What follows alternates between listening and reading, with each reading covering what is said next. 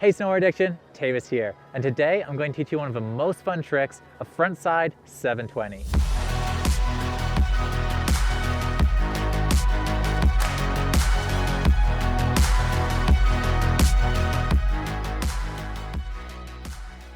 In order to frontside 720, you're going to need your front freeze and your front fives. The better you have these two tricks, the easier it's going to be to go and get the frontside 720. We're going to be building off what we learned on the front five and tweaking it in order to make it work on a frontside 720. Even though the front seven is an extra 180 versus the front five, it only takes slightly more snap and power. This is because you can finish a front seven with counter rotation. Counter rotation allows you to speed up the trick as long as your body is in the correct position to fully utilize it. In order to get set up to fully utilize counter rotation, you're going to want to hit 2 points. A good snap off your tail, getting maximum pop out of the jump, and little to no drift. The more up with the least drift you can get will let you go and control your rotation more smoothly in the air, letting you go and disconnect your upper and lower body. With that said, let's talk a little bit about what is counter rotation. Counter rotation is when you disconnect your upper body and lower body, allowing you to rotate your legs when leaving your upper body behind. This will only work if you have the correct head positioning. You need your eyes locked on the knuckle, positioned for the blind landing.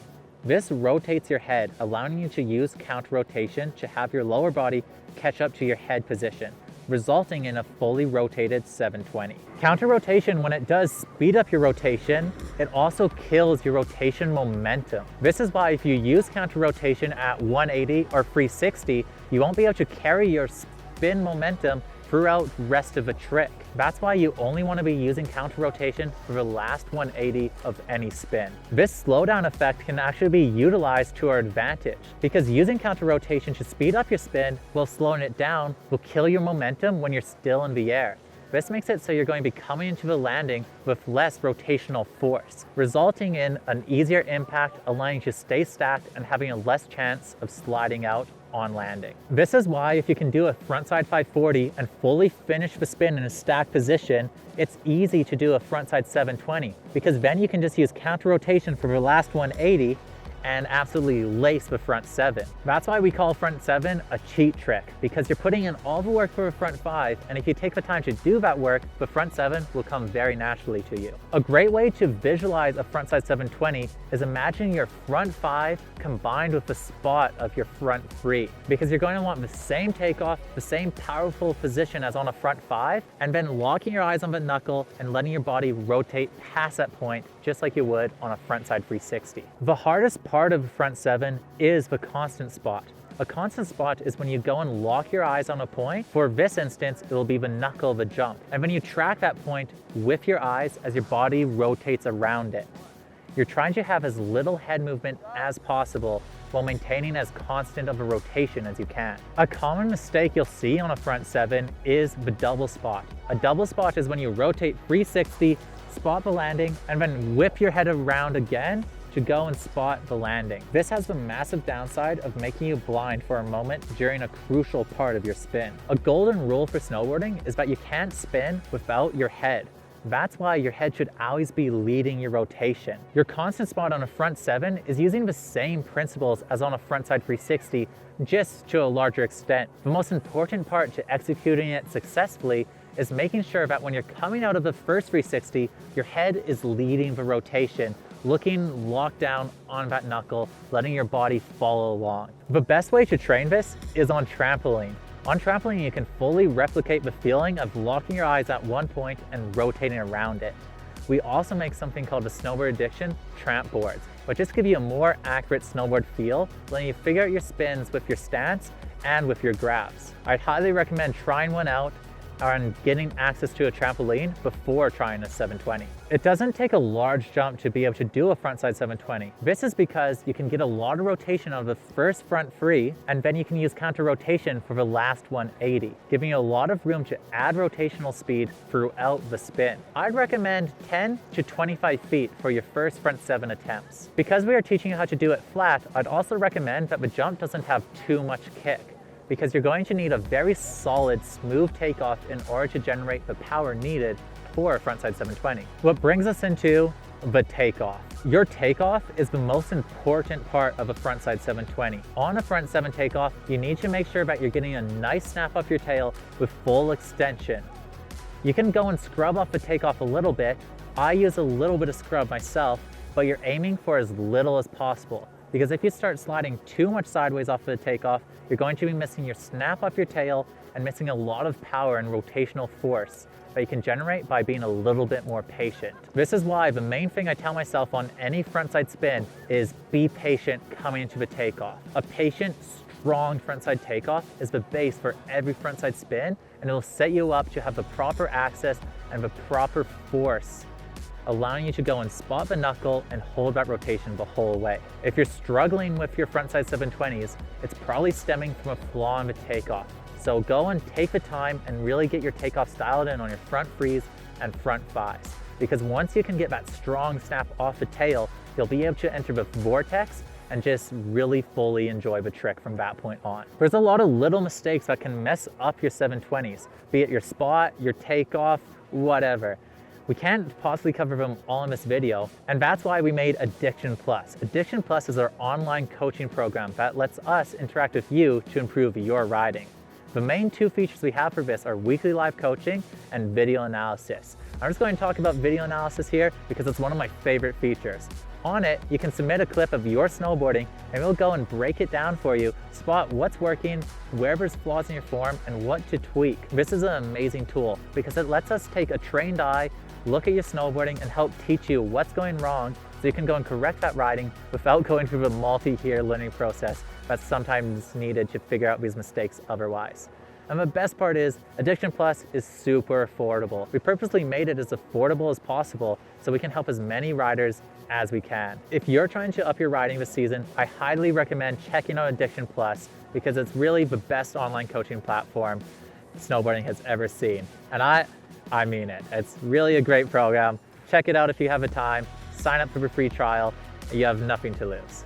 An important aspect to your frontside takeoff is making sure that you're throwing with the jump. Throwing with the jump means that you're throwing your spin as your body extends, giving you pop and rotation. This is where a slight bend of the legs and a slight hinge at the waist come into play, so that when you snap your spin, you also have an extension through your legs and upper body. With a perfect takeoff having you snap off your tail with your body completely extended, with around 90 degrees of rotation on your upper body. In order to time this properly, you should be finishing your windup around halfway up the jump and starting your throw from that point, finishing as your tail snaps off the lip with your body in that 90-degree rotation fully extended. This window of rotation matched up with the timing of the takeoff is what we call hitting the pocket of the spin. And this is where all power derives from on frontside rotations. Mastering the motion of the slight windup, perfect timed extension will let you front 7 basically anything because it goes and generates so much power. An important thing to know on a front 7 is you're not trying to wind up more for more power. Instead, your power is coming from a cleaner takeoff with more dialed in timing. So go and play around with this timing, really get it channeled in because it's really going to let you go and master your takeoffs and generate so much power and snap off your tail. This motion lets you get pop and rotation, increasing your overall power. Combining this with a proper head position will allow you to front 7 pretty much anything. The easiest grab for a frontside 720 is the melon grab. But an indie grab is going to be a better grab if you're aspiring to do a frontside 9 in the future. The melon grab pulls your body along the spin, forcing you to stay tight and keep your spot going. The more you can bring your legs up to you in the air, the more stable you will be and the more control you'll have over your spin. It's important to not rush this grabbing process. You want to make sure you're getting fully extended off the lip and giving your legs time to raise up to your body before reaching down for the grab. If you go and get a strong takeoff, your body will be set up to hit any grab you want. So focus on that takeoff and the grab will come after. On the front 7 landing, you need to hold your eyes uphill longer than you'd think. You should be landing with your upper body twisted nearly 180 uphill. This gives you more time to disperse your rotation on the landing. Looking up from your blind landing too soon, landing looking at your feet, or landing looking downhill will all cause you to wash out to your heel edge.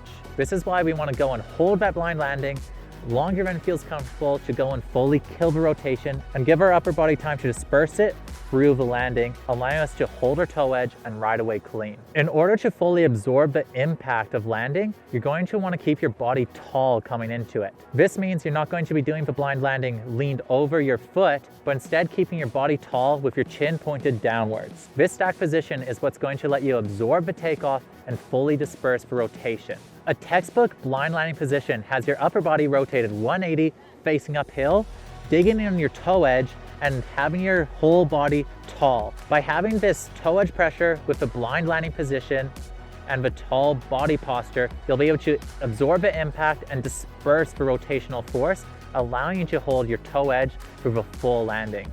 If you slide to flat base or heel edge, that's a good indication that you looked up from your blind landing too soon and you need to hold it a little bit longer next time. On the ideal frontside 7, it's going to feel like one constant rotation where you spot the knuckle and hold that spot through the full duration of the spin. Your first few attempts, you might find yourself getting stuck at 540 and needing to really force around the 180. This is all going to come from not leading the rotation with your eyes. It's important for when you're coming through your spin around 450 that you keep your eyes looking at the knuckle as you fly past it. This will go and put your upper body in the proper position, allowing you to finish your spin with counter rotation, getting the 7 around. A few things you can do to get more comfortable with this motion without trying the front 7 are: 1. Making sure that your front 5s are completely rotated. There is a massive difference between doing a front 5 landing on your heel edge under rotated versus landing your front 5 fully rotated in your stacked position. So if you're struggling with getting the rotational power in a front 7, go back to the front 5 and get them to the point where you're landing stacked. 2. Because you're going to be coming into the landing blind on a front 7, you want to make sure you're very comfortable with the jump. I'd recommend hitting the jump and getting super comfortable with landing in the sweet spot.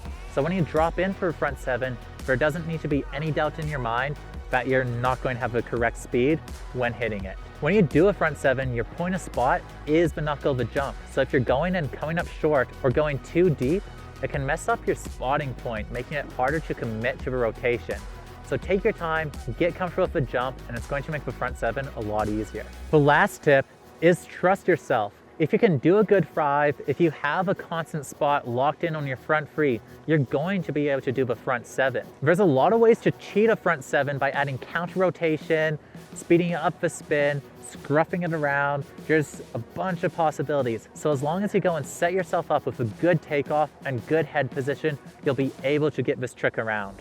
So believe in yourself, feel confident, put in the work on the prior steps, and you'll be able to tackle the front 7 and absolutely lace it in no time. Recap: approach the jump on your toe edge. Start switching to your heel edge after you go through the spoon of the takeoff. Keep your body closed off into halfway up the takeoff with a slight bend in your legs and body. Start extending and snapping your spin halfway up the jump, finishing your snap as your tail leaves the lip of the jump with your upper body rotated 90 degrees. Bring your legs up to your grab around 270. Lock your eyes on the knuckle and rotate around your spot. Let go of the grab at 540 and counter rotate 180 as you keep your eyes locked on the knuckle. Land slightly under rotated while digging in your toe edge. Hold the landing longer than feels natural, look up and ride away. And that's how to frontside 720. I'm Taevis from Snowboard Addiction, and our goal is to improve your riding.